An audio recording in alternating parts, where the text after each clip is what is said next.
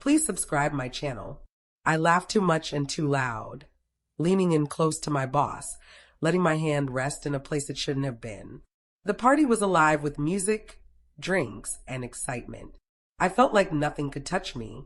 My husband never came to these work events, and even if he did, he was quiet, easy to overlook, no threat at all, or so I thought. My boss whispered nice things in my ear, promising better jobs, more influence, and lots of attention. I loved every word of it. Co-workers watched and seemed entertained, even impressed. I wanted them to notice me. Then everything changed. People stopped talking as much. The music seemed far away. I turned and saw him standing at the door. My husband, dressed perfectly in a suit, standing straight and calm, his eyes fixed on me with an expression I couldn't read. He didn't move or say anything, he just looked. In that quiet moment, my boldness started to crumble. For the first time, I realized I didn't really know him, and that mistake was going to cost me dearly before the night was over. My boss laughed a little nervously and asked if I was all right. I couldn't speak. My husband walked forward slowly, each step careful and steady. People moved out of his way without thinking. Soft whispers followed him. He stopped right next to us and nodded politely to my boss. "Good evening," he said, his voice calm but strong. My boss stood up straighter all of a sudden, acting respectful. "I didn't know you were coming," he said. My husband gave a small smile. "I wasn't invited," he answered. "I own the company." All the laughter stopped at once. Drinks stayed halfway to people's mouths. My boss looked confused, then his face went white. My husband turned to face the whole room.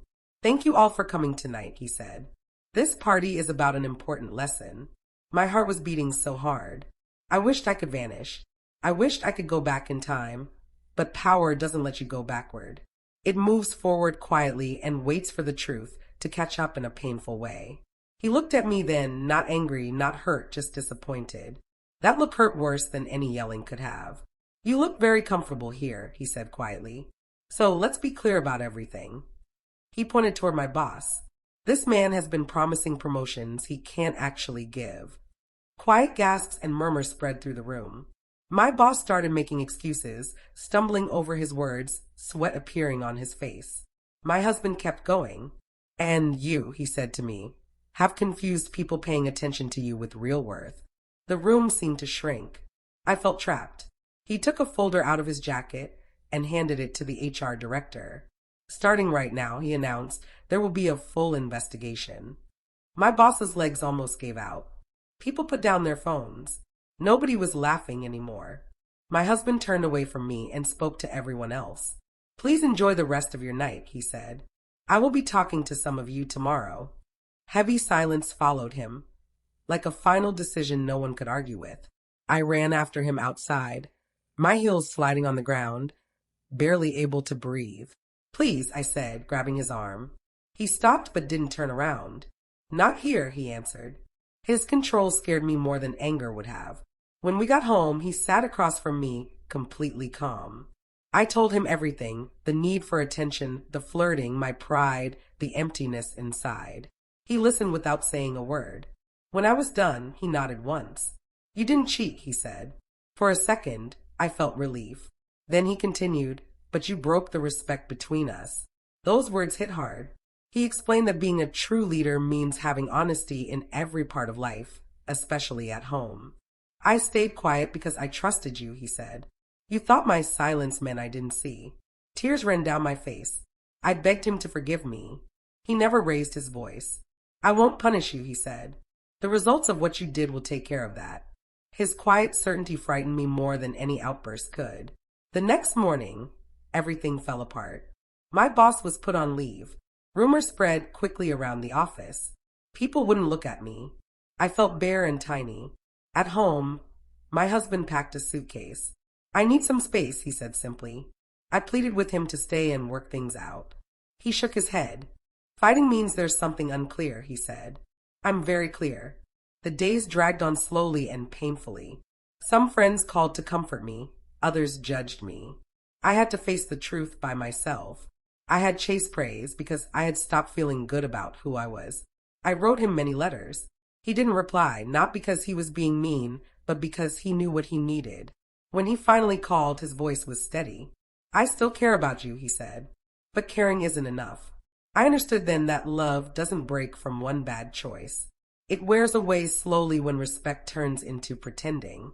Weeks later, we met in a quiet place. He looked the same as always. I looked broken and humble. I said sorry without making excuses. He listened, nodded, and thanked me. This is where being honest really counts, he said. Not to get back together, but to grow. He told me how he kept work and feelings separate, and how leading people means being the same person everywhere. I can forgive you, he said, but trust doesn't come back on a schedule. We decided to separate without drama or public fighting. As I walked away, I felt deep shame, but also a new kind of awareness. I lost my marriage, but I found a better understanding of myself that I never had before. At work, I started rebuilding step by step, being open and honest, earning real respect instead of quick attention. The party turned into a story people told as a warning.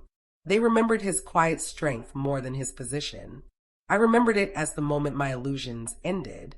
Confidence without good character doesn't last. I learned that the hard way, under bright lights, in front of everyone, completely seen for who I was. That night showed me what true power really is. It's not loud control or embarrassing someone in public. It's holding back, combined with speaking the truth. My husband didn't yell, make threats, or try to shame me. He simply showed the reality and let it speak for itself. I flirted because I wanted to feel noticed. I lost because I forgot who was really paying attention all along. The room went quiet not from fear, but from understanding. Honesty had walked in. I live differently now, more quietly, more genuinely. I don't run after praise anymore. I work on building real value inside. Sometimes I think back to the moment he appeared in the doorway, eyes steady, not moving. That quiet moment changed how I see respect forever. People think betrayal is big and obvious. Often it's small, smiling, seems harmless, until the results show up calmly. I learned that love can survive mistakes, but self-respect requires owning what you did. And when that truth comes, it doesn't shout. It just stands there, waits, and lets you finally see yourself clearly.